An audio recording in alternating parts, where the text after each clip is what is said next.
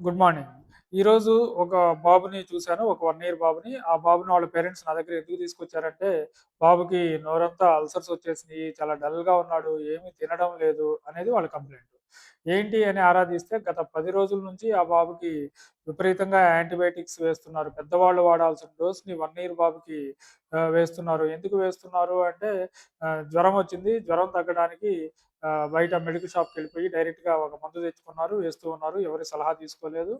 దీనివలన ఏమైందంటే కొండ నాలుక వేస్తే ఉన్న నాలుక పోయినట్టు, కొండ నాలుక వైద్యం చేస్తే ఉన్న నాలుక పోయినట్టు ఆ బాబుకి జ్వరం అనేది పక్కన పెడితే ఆరోగ్యం కొద్దిగా డల్ అయిపోయింది.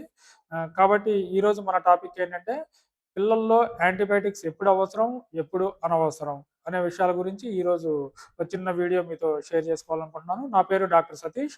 ఆహ్, మీకు ఈ వీడియో నచ్చినట్లయితే డాక్టర్ సతీష్ హెల్త్ టాక్స్ అనే నా యూట్యూబ్ ఛానల్‌ని తప్పనిసరిగా లైక్ చేయండి. చాలామంది తల్లిదండ్రులకు ఉండే సందేహం పిల్లలకి జ్వరం గానీ, జలుబు గానీ, దగ్గు గానీ వస్తే యాంటీబయాటిక్ మొదలుపెట్టాలా? వద్దా? అని. నేను చెప్తాను మొదటి రోజు ఎట్టి పరిస్థితుల్లో యాంటీబయాటిక్ మొదలు పెట్టొద్దు అని. ఎందుకంటే పిల్లల్లో వచ్చేటువంటి సాధారణ జలుబు, జ్వరము, గొంతు నొప్పి కావచ్చు, దగ్గు కావచ్చు ఇవి సాధారణంగా ఎక్కువగా వైరల్ ఇన్ఫెక్షన్స్ వలన వస్తూ ఉంటాయి. వైరల్ ఇన్ఫెక్షన్స్‌లో యాంటీబయాటిక్స్ రోల్ ఏమి ఉండదు.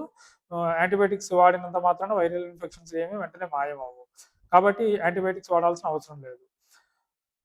మరి ఎప్పుడు యాంటీబయాటిక్స్ వాడాలి? యాంటీబయాటిక్స్ అనేవి బ్యాక్టీరియాల మీద పనిచేస్తాయి. బ్యాక్టీరియల్ ఇన్ఫెక్షన్స్ ఉన్నప్పుడు మాత్రమే యాంటీబయాటిక్స్ వాడాలి. కొన్ని రకాల ఫీవర్స్, కొన్ని రకాల న్యూమోనియా, అలాగే యూరినరీ ట్రాక్ట్ ఇన్ఫెక్షన్స్ కావచ్చు, కొన్ని రకాల బ్యాక్టీరియల్ ఇన్ఫెక్షన్స్ వలన వచ్చేటువంటి గొంతు నొప్పులు కావచ్చు, వీటిలో మాత్రమే మనము యాంటీబయాటిక్స్ వాడాలి. అది బ్యాక్టీరియల్ ఇన్ఫెక్షనా, వైరల్ ఇన్ఫెక్షనా అనేది ఎలా తెలుస్తుంది? అది సాధారణ మనుషులకి తెలిసే అవకాశం తక్కువ. కేవలము డాక్టర్స్‌కి మాత్రమే తెలిసే అవకాశం ఉంటుంది. కాబట్టి జ్వరం వస్తే మొదటి రోజు ఒట్టి పారాసెటమాల్ మాత్రమే వేయండి. సరైన మోతాదులో. అప్పటికి తగ్గట్లేదనుకుంటే దగ్గరలో ఉండే డాక్టర్‌ని తప్పనిసరిగా కలిసి అది బ్యాక్టీరియల్ ఇన్ఫెక్షన్ నిర్ధారణ అనుకుంటే అప్పుడు మాత్రమే యాంటీబయాటిక్స్ మొదలుపెట్టాలి. కాబట్టి మనము జ్వరం వచ్చిందనేసి జ్వరానికి యాంటీబయాటిక్స్ వాడడం కాకుండా అది ఏ కారణంతో వచ్చిందనేది తెలుసుకొని దానికి వైద్యం చేయడం ముఖ్యం.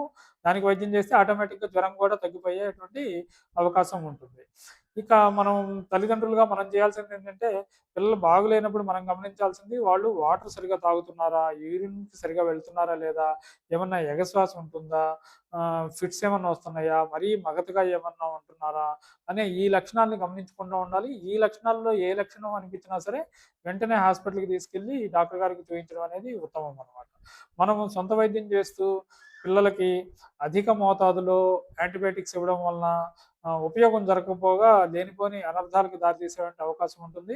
యాంటీబయాటిక్స్ అనేవి 2 వైపులా పదునుండే కత్తుల్లాంటివి.